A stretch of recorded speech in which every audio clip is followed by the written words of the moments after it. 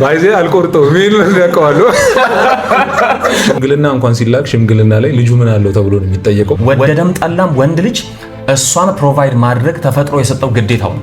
እሷ ይሄ ሰውዬ እኔን ያኖረኛል ብላ እስካሰበች ድረስ ባታኖራት አትወድህም ማለት ነው። እኔ 50 ኪሎ ፍቅር 50 ኪሎ ችግር አላመጣም። ለአስጌ ያስተላለፍነው መልእክት ሴት ልጅ ፕሮቫይደርነቱን ካየች ፕሮቴክሽኗን ካየች ወንድም ደግሞ ሰውነቷን ፊዚካሏን ሊያይ ይችላል። በእኔ ምክንያት ወንዶች ጀጅ ሊደረጉ ፕሮቴክት የሚያደርግላትን ነገር ወይም ፕሮቫይድ የሚያደርግላትን ነገር ማየቷ ማፍቀሯን አይሽረውም ነው። ያም ሆኖ ግን ወንድም ልጅ ያፈቅራል፣ ሴት ልጅ ታፈቅራለች።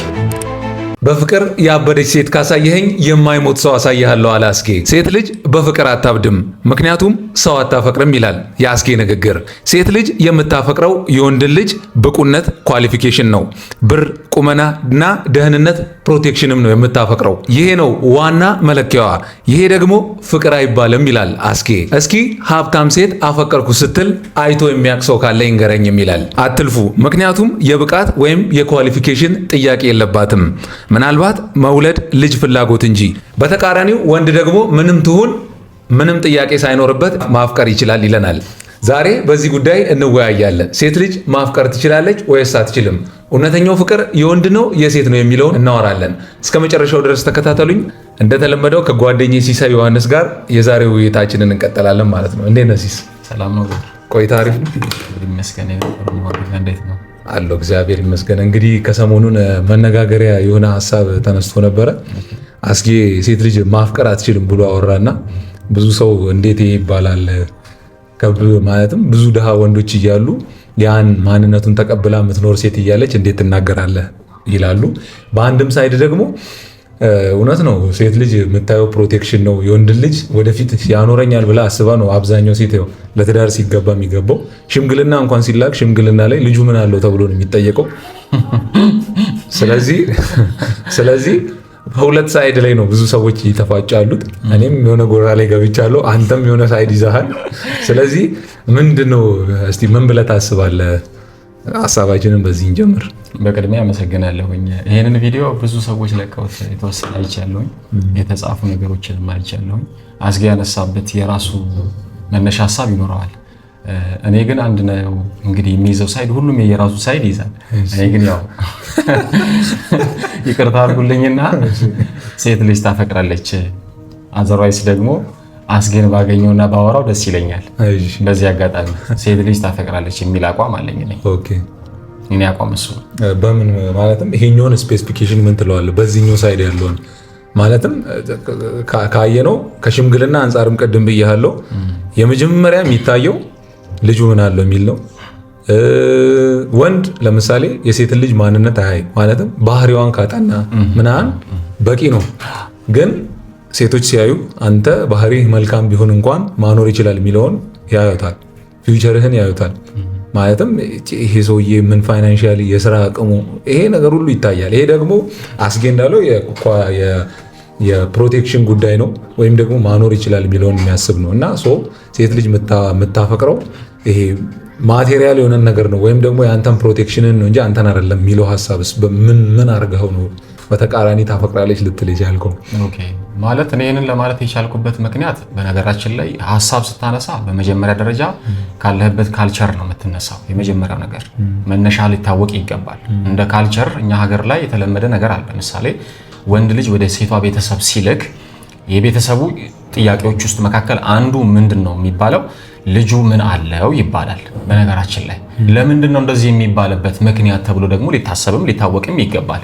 በነገራችን ላይ ያንን የሚልበት የእሷ ቤተሰብ ትልቁ መነሻው ነገር ለምንድን ነው ከተባለ ወንድ ልጅ ሴት ልጅ ምንም ያክል አቅም ቢኖራት ወንድ ልጅ ፕሮቫይደር ነው። በነገራችን ላይ ኢስ ቢብሊካል። በነገራችን ላይ ወደድክም ጠላህም ወንድ ልጅ ፕሮቫይደር ነው። ስለሆነ የሚያስፈልጋት ብዙ ነገሮች አሉ። ሴት ልጅ አሁን ላይ ያለንበት ሁኔታዎች ናቸው እንጂ አስገድደውን ሴት ልጅ ወታ የምታደርጋቸው ብዙ ነገሮች አሉ። አሁን ወታ ከቤቷ ወታ ሴት ልጅ ትልቁ ስራዋ ቤቷን ፕሮቴክት ማድረግ ነው።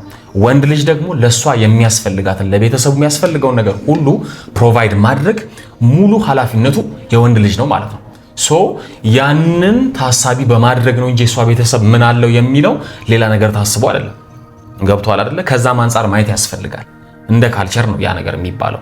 ስለዚህ ያንን ታሳቢ በማድረግ ለተነሳው ጥያቄ ሴት ልጅ አታፈቅርም የሚል ድምዳሜ ላይ መድረስ ተገቢ ነው ብዬ ነው ያላስበው። አይ አሁን እኮ ምን መሰለ፣ ለምሳሌ እስካሁን ድረስ ካነሳቸው ሀሳቦች መካከል ከወንዱም ከሴቷም ቤተሰብ ከሴቷም የሚጠበቀው ወንዱ ልጅ ጀስት ማሟላት ያለበት ነገር አለ የሚል ነው። ማለትም እሱም ብቻ ፈልጎ የሚመጣ ነገር የለም ነው። ለምሳሌ የአንተ ቤተሰብ ምን አላት ብሎ አይጠይቅም የእሷን። ቢኮዝ ወንድ ነው። በቃ ወንድ ዝም ብሎ የማፍቀር ግዴታ ነው ያለበት ነው። ስለዚህ ያን የሚያደርግ ከሆነ ደግሞ ምንም በቃ ወንድ ልጅ ሪል አፍቃሪ ነው። ፍቅር ደግሞ የሚባለው ምንም አይነት ነገር በዙሪያው አይፈልግም ነው። ፈጣሪ ለምሳሌ እኛን ወዶ ወደዚህ ምድር ሲመጣ ለእኛ እንዲሞት የሚያደርገው ነገር ምንም የለውም። ምንም አይነት ኤቪደንስ የለም። ምንም አይነት ምክንያት የለም። እሱን ወደዚህ ምድር አስመጥቶት እንዲሞት ያደርጋል። ሪል ፍቅር ክርስቶስ ነው፣ እግዚአብሔር ነው። ያን ደግሞ ያሳየን የሱ ኮፒ ስለሆንን እኛም ደግሞ ወይም ደግሞ የሱ ምሳሌ ስለሆንን ነገርየውን እንዴት ነው የምንወስደው ነው። ጀስት በቃ ፍቅር ማለት ምንም አይነት ማይፈልግ በዙሪያ ያን ነገር ሪል ሰውየውን ብቻ የምትፈልግበት ነው የሚሆነው ነው። እንደዚህ እስከሆነ ድረስ ደግሞ የእሷ ቤተሰብ ምን አለው ብሎ እስከጠየቀ እሷ ይሄ ሰውዬ እኔን ያኖረኛል ብላ እስካሰበች ድረስ ባታኖራት አትወድህም ማለት ነው። ስለዚህ ይሄን ጉዳይ ያለ ሴት ልጅ በኖርማል ፍቅር ብቻ ታያለች ማለት ትክክል ነው? እኔ አሁን እሱን ነው የኔ ጥያቄ። በነገራችን ላይ እኔ የማላምንበትን ነገር ልንገር። እኔ 50 ኪሎ ፍቅር 50 ኪሎ ችጋር አላምንበትም። ምክንያቱ ለምንድን ነው ከተባለ ልጁ ፕሮቫይደር ነው እኮ፣ እሷን ማኖር አለበት። እሷን ለማኖር ቤት ያስፈልጋል አይደለ? እሱ የማን ኃላፊነት ነው? የወንድ ልጅ ኃላፊነት ነው። በነገራችን ላይ ተፈጥሮ ነው የሰጠው። ወደደም ጠላም ወንድ ልጅ እሷን ፕሮቫይድ ማድረግ ተፈጥሮ የሰጠው ግዴታው ነው።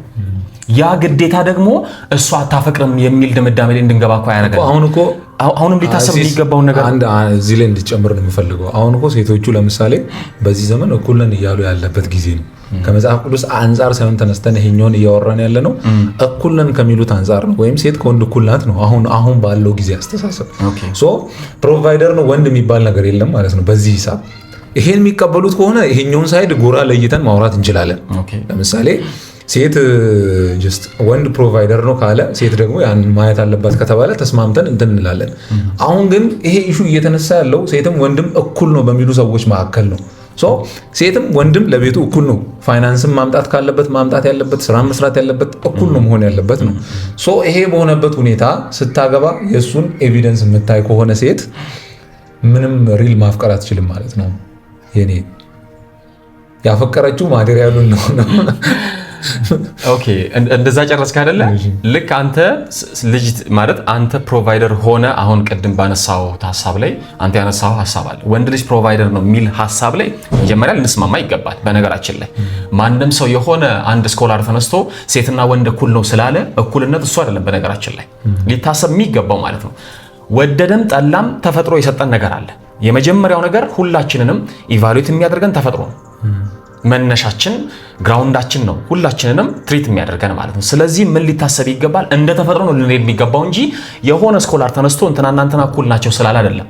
ምሳሌ ቤቷን መንከባከብ የወንድ ልጅ ያክል እሷ የምትችለውን ያክል ወንድ ልጅ አይችልም። ምሳሌ ልጅ ማሳደግ አንድ ፕሮጀክት እንደሆነ ወንድ ልጅ እሱን ትሪት ማድረግ አይችልም። ተፈጥሮን የሰጣት ያንን ልጅ ማሳደግ፣ መንከባከብ፣ ለልጁ የሚያስፈልገውን ነገር ሁሉ ሆና መኖር የምትችለው ሴት ልጅ ናት እንጂ ወንድ ልጅ አይደለም። ተፈጥሮ የሰጣት ነገር አለ፣ ተፈጥሮ ለኔ የሰጠኝ ነገር አለ። ስለዚህ ሊታሰብ የሚገባው እንደዛ ነው እንጂ የሆነ ሰው ተነስቶ እንደዚህ ነው እንደዛ ነው ስላለ እኔ አልስማማበትም፣ እኔ በራሴ ፐርሰናሊ ማለት ነው። ስለዚህ ሊሆን የሚገባው ተፈጥሮ በሰጠን ነገር ነው ሁላችንም ልንሄድ የሚገባው። እኔ እንደዛ ነው ማሰበው። ያ ማለት ወንድ ልጅ የቤቱን ኃላፊነት መሸከም የወንድ ልጅ ኃላፊነት ነው። ምሳሌ ለቤቱ የሚያስፈልገውን ነገር ማምጣት የወንድ ልጅ ኃላፊነት ነው። እውነቱን ከተነጋገርን አሁን የጊዜው ጫና መጣና ሴትም ልጅ እንድትሰራ ተደረገ እንጂ ሴት ልጅ ቤቷን መንከባከብ፣ ለቤት የሚያስፈልገውን ነገር ማድረግ የሴት ልጅ ኃላፊነት ነው። ቤት ውስጥ ለሚሆነው ነገር ደግሞ ማምጣት የወንድ ልጅ ኃላፊነት ነው። ስለዚህ ልጅቷ ስትመጣ ልጅቷ መብላት አለባት አይደለ? የምትበላውን ነገር ማቅረብ የወንድ ልጅ ኃላፊነት ነው። ገብቷል አይደለ? ይሄ ቅድም እንዳልኩት ይሄ አበላሻለሁ ማለት ፍቅር እንበላለን ብለው ብዙዎች ገብተው እኮ ተባልተዋል። የለማ 50 ኪሎ ፍቅር 50 ኪሎ ችጋር አይመጣም በነገራችን ላይ። ስለዚህ የሚያስፈልጋት ነገር ሊሟላላት ይገባል።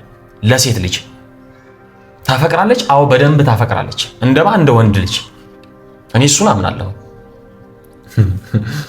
ትናንት የሆነ ቪዲዮ አይቼ ነበርና ማለት ከሁለት ሳይድ ነው። እኔ በእርግጥ እዚህ ነው ምናምን የሚል እንትን ይሄ ነገሮች ለእርግጠኛ ሆነ የምታወራበት ላትኖር ይችላል።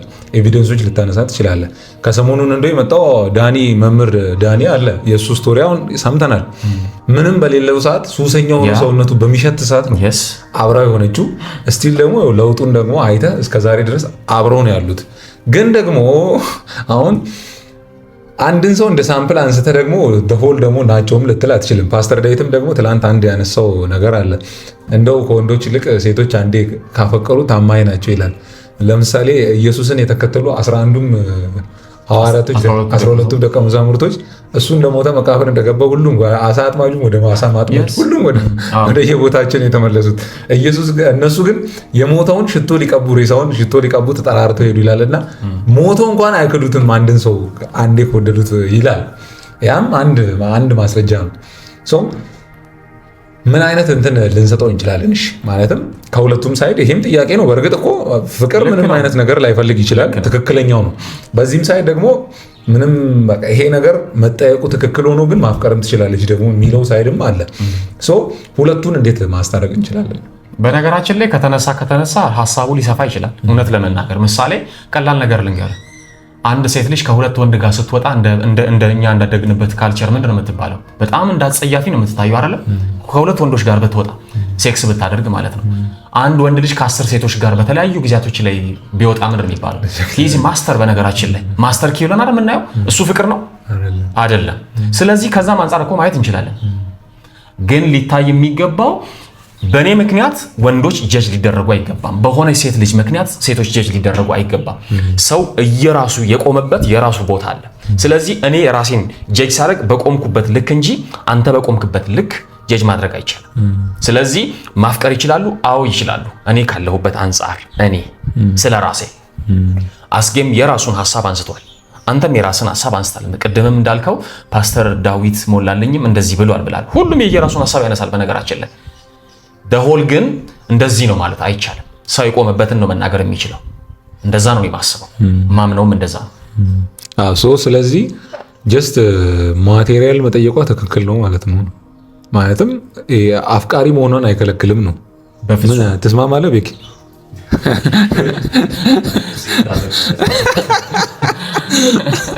ማለትም ማቴሪያሎችን ፕሮቴክሽንን መጠበቋ አፍቃሪ ከመሆኗ አያግዳትም ነው እያልክ ማለትም ሁለቱን ሀሳቦች መነጣጠል የለብንም ነው። እንዴው አስተውለህ ታውቃለህ? ግን አንዳንድ ጊዜ ምሳሌ ደሞዝተኛ ሆነ የሆነ ነገር ሰጥተሃት በ30 ደሞዝ ትቀበልና ሰጥተሃት የሚያስፈልገውን ነገር ሁሉ እውነቴን እኮ ነው የምትከፍለው መስዋዕትነት ስቱማች ሄዴክ ባናት ማሰብ ራሱ ይከብዳል። እውነት ለመናገር ለወር አስቤዛ ማይበቃ ብር ነው እኮ እንዴት እንደዚህ አነሰ ብሎ አምባጓሮ የሚፈጥሩ አባቶች የሉም እንዴ?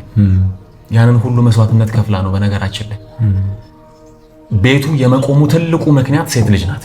በነገራችን ላይ ወንድ ልጅ ምሰሶ ነው አይደለ? አዎ ምሰሶ ነው፣ ግን ለቤቱ ውበት ናት ሴት እኮ። እኛ ማለት ያው እንዳደግንበት ማህበር አይደለም ምናወራው፣ እንደኖርንበት ባህል አይደለ ምንናገረው። ኢትዮጵያ ውስጥ በጣም ብዙ ዋጋ የከፈሉ አባቶች አሉ፣ እናምናለን። አሁን በዛ ልክ ዋጋ የከፈሉ እናቶች አሉ፣ በዛ ልክ ማለት ነው። እሱ ለምን ይረሳል? ስለዚህ ሴት ልጅ ታፈቅራለች፣ ቀላል ታፈቅራለች፣ በደንብ አርጋ ታፈቅራለች። በነገራችን ላይ ይሄ ማንክደው እውነት ነው። በዛ ልክ ማቴሪያል የሚፈልጉ ሴቶች አሉ፣ ቀላል አሉ። ያለ እድሜያቸው 3-4 እጥፍ የሚበልጧቸው ጋር የማይፈልጉትን ላይፍ ይኖራሉ። አዎ ይኖራሉ። ግን ሊታሰብ የሚገባው ነገር እኮ በደንብ አለ። ገላዋን ሽጣ ቤተሰብ የምታስተዳድር እኮ ሴት አለች። ለወንድሞቿ ብላ እንደዛ የምታደርጋለች። ከሱም አንፃር ሊታሰብ ይገባል። በነገራችን ላይ ገላዋን ሽጣ ታናናሽ እህቶቿንና ወንድሞቿን የምታኖርም እንዳለች ሊታወቅ ይገባል። ዝም ብላ ለስሜቷ ለሆነ ነገሯ ብቻ ብላ አይደለም ሴት ልጅ እዛ ውስጥ የምትገባ። ከዛም አንፃር ልናስብ ይገባል። በነገራችን ላይ እንደው ነገርን ማለትም አንዳንዴ ማየት ያለብን እኔ እንደው የምጠላው ነገር ለምሳሌ በሃይማኖትም በጾታም በተለያየ አይነት ነገር ሲነሳ ብዙ ሰዎች ምን ይሆናሉ? አሁን ለምሳሌ የአንድ ቤተ እምነት አማኝ የሆነ ሰው መልካም ነገር ሲሰራ የኛ ነው ይባላል። ከዛ ሲያጠፋ ደግሞ ወገሮ የግለሰብ ነው የሚሆነው፣ የራሱ ነው የሚሆነው። ይሄ አመለካከት መጥፎ ነው።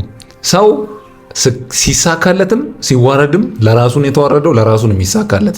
አንድ ኢትዮጵያዊ የሆነ ስራ ስለሰራ ለኔ ምንም ያመጣው ነገር የለም፣ ሲዋረድም ደግሞ ለኔ ምንም ያመጣው ነገር የለም ነው ማለትም ፌቨር ሊጨምርልህ ይችላል፣ ሀገርህን ሊያስጠራ ይችላል። ግን እንደ ግለሰብ ነው ያስጠራው ነው እንደ ራሱ ነው። እሱ መላ የኢትዮጵያን ሕዝብ አንዴ ሊወክል የሚችል አይነት ሰው የለም ነው። እኔ በቃ የትኛውም ሰው ሲሰራም ሲወድቅም በራሱ ነው የወደቀው፣ በራሱ ነው የተሳካለት። ለአንተ ምንም ይጨምርልህ ፌቨር የለም ነው። የብሔር ጦርነቶች ራሱ የሚነሱት ካየ የሆነ ሰው እንትን ሲል የእኛ እኮ ነው ምናምን ይባል፣ ምንም ያንተ አይደለም። ከዛ የሆነ ጥፋት ቢያጠፋ ደግሞ ይክዱታል ነው። ጥሩም ከሰራ ያ ሰው ለራሱ ነው፣ መጥፎም ከሰራ ለራሱ ነው። ስለዚህ በፍቅርም ካየ ነው ይሄ በቃ ለገንዘብ የሚሟሟቱ ሴቶች ሊኖሩ ይችላል። አሁን ወንድም አሁን አለ በደንብ አለ ማለትም ሄዶ ካረጁ ሴቶች ጋር ሊጋደም የሚችል ጊዜ የሚያሳልፍ ሰው ወንድ አለ። በአሁን ጊዜ በደንብ አለ። እሱን ወንድ ምን ትለዋለህ ነው። እንደዛም አይነት ሴት ደግሞ አለ። ግን ደግሞ ምንም ፋይናንስ ሳይው ደግሞ የሚያፈቅሩም ሴቶች አሉ። እንደዛውም ደግሞ ያው ብቻ እንደ ሆል የሚሆኑ አሉ። ግን ደግሞ ለትዳር አንተ መስፈርት ልታወጣ ስትል ለምሳሌ ለማግባት ስትል ከሴቷ የምታይ ባህሪ ልታይ ትችላለህ። ያው ቅድም እንዳልነው ነው የተፈጥሮ ሕግ ሆኖ ወንድ ልጅ ፕሮቫይደር ከሆነ ፕሮቫይደር ሁን ብሎ ከሰራ ካራክተርህን ጉልበተኛ አድርጎ ከሰራ የሆነ ነገር መጠበቅ የሚችል አይነት ሰውነት አድርጎ እግዚአብሔር ከፈጠረ ደግሞ ያን ለምን ሆነ ከሷ ተቃራኒ የሆነ ነገር ኮምፔር ልታደርግ አይገባም ባይነት። ስለዚህ ወንድ ልጅ ፕሮቫይደር ከሆነ ሴት ልጅ ደግሞ ያን ፕሮቫይደርነቱን ማየት ግዴታዋ ነው። ይሄ ኦቬስ ትክክለኛም የሆነ ነገር ነው። ይሄ ደግሞ አፍቃሪ መሆኗን አይሽረውም ነው እንጂ ይሄ ለገንዘብ ብላ ሁሉም ሴቶች ይሞታሉ ማለት አይደለም። ለገንዘብ ብሎ የሚሆኑ አሉ ሴቶችም ወንዶችም አሉ። ስለዚህ ይሄን ነገር ክሊር ልናደርገው ይገባል። በመጨረሻ ማስተላለፍ የምትፈልገው ነገር ካለ ንገረኝና። ለተመልካቾቻችን ማለት የምፈልገው ነገር አንድ ሀሳብ አለ። በነገራችን ላይ ሴቶች ያፈቅራሉ፣ ምንም አታመጡም። አመሰግናለሁ። አንተ ግን ትወዳቸዋለህ፣ ካሜራማኑም ወዳቸዋለሁ እያለ ነው። ከዛ ሳትነሱ አንድ ጥያቄ ልጠይቃችሁ። የሆነ አባባል አለ፣ ፌመስ አስተሳሰብ አለ። ሴት ልጅ ማቴሪያልን ታፈቅራለች ከሚለው እኩል ወንድ ልጅ ሴክስን ያፈቅራል። ወንድ ልጅ የሴትን መቀመጫ ጡቷን አይቶ ቢመሰል ናቹራል። ስለዚህ አሁን እቺ ልጅ የአስጌ አባባል ከሎጂኩ አንፃር እንዴት ታይታላችሁ? የአስጌ አባባል ሴት ልጅ ያለውን ገንዘቡን ነው ፖዚሽን ሴፍቲዋን ነው የምታፈቅረው፣ የተሻለ ህይወቷን ነው የምትፈልገው። ወንድስ ለምን አይወቀስም? ቂጧን አይቶ ትዳር ለምን አይወቀስም? ልክ ነህ። ተመሳሳይ ኤነርጂ ነው፣ የሆነ ማቴሪያል ነው እሱም የፈለገው ነው። ምንም አሁን ይሄ ካልኩሌሽን ወዴት ይወስዳል መሰለህ? አፍተር ኦል እንትን መልኳ ፌድ ያደርጋል፣ አይፈልጋትም ያኔ ማለት ነው። ምክንያቱም የፈለገው ያኔ ነው፣ ጥሩ ሼፕ ላይ ያለች ነው። ስለዚህ አትሴም ትቷት ይሄዳል። እሷም ሀብቱን አይታ ከመጣች ሀብቱ ይጠፋል። ካደገ ትቀጥላለች፣ ከሌለ ትጠፋለች። ስለዚህ ይሄ ሳብጀክቲቭ ያደረጋችሁት ነገር ለኔ ተመችቶኛል። ትወስጂዋለሽ፣ ታጠቃሽ። ሳብጀክቲቭ ያደረጋችሁት መንገድ ተመችቶኛል። የሚያፈቅሩ ሰዎች ቁመና ቆየ አልቆየ ፍቅር ከሆነ ይቀጥላል። ግን ቁመናዋን አይቶ ከመጣ ሌላ ቢሃይንድ የሚያየው ታሪክ ከሌለው ቁመናዋ ሲጠፋ ፍቅር አይደለም አፍተሮል ይተዋል። ገንዘቡን ብቻ አይታ ከመጣች አፍተሮል ሴፍቲ ነው የምትፈልገው። ሴፍቲዋን ካጣች ምን ትሰራለች? ልክ ነው እኮ ማለትም አሁን እኮ ወንድ ያፈቅራል ሴት ያፈቅራል ከሚለው አርጊመንት ይልቅ የሚያፈቅሩ ሰዎች ያፈቅራሉ። ፖዚሽኑን ያፈቀረችው ፖዚሽኑን ስታጠተዋለች። ሼፓን ያፈቀረው ፊት ሼፓን ሰለተዋል። ሁሉም ግን የኮሚኒኬሽን ፓርት ናቸው። ልክ ነው ማለትም አሁን እኮ እንደው በመጨረሻ ምን ያወራሁት ነገር ለምሳሌ ይሄን ፕሮቴክት የሚያደርግላትን ነገር ወይም ፕሮቫይድ የሚያደርግላትን ነገር ማየቷ ማፍቀሯን አይሽረውም ነው። እሱም ደግሞ ይሄ ፊዚካል የሚታየን ነገር ለጊዜው ማየቱ ጀስት ሲገባበት ያለን ነገር ደግሞ አፍቃሪ መሆኑን ሊሽረው አይችልም ነው። ግን ማቴሪያል ውስጥ የኑ ሴቶች አሉ ለገንዘብ ብቻ የሚሉ ወንዶችም ደግሞ አሉ። ስለዚህ ይሄን በነጠላው ማየት ነው እንጂ ሰውን ሁሉንም ሰው ሴትና ወንድ ተብሎ በደፈናው የሚለይ ነገር ሊኖር አይገባም እኮ። እኔም ያልኩት ሀሳብ በነገራችን ላይ ሁለታችሁም ጋር የተነሳው ሀሳብ አለ። ሊታሰብ የሚገባው ሰው ራሱን ነው ሊያይ የሚገባው ነው እንጂ ማህበረሰቡን እንዴት ወክለው ሴት ልጅ አታፈቅርም ይባላል። ከዛ አንጻር ነው በነገራችን ላይ ሴት ልጅ ማፍቀር ትችላለች። ቤኪ ያነሳውን ሀሳብ ሰምተህ አይደለ? የሆነ ነገር እኮ አይቶ ነው እሱም እየገባ ያለው። ስለዚህ ወንድ ልጅ አያፈቅርም ወደሚል ድምዳሜ ላይ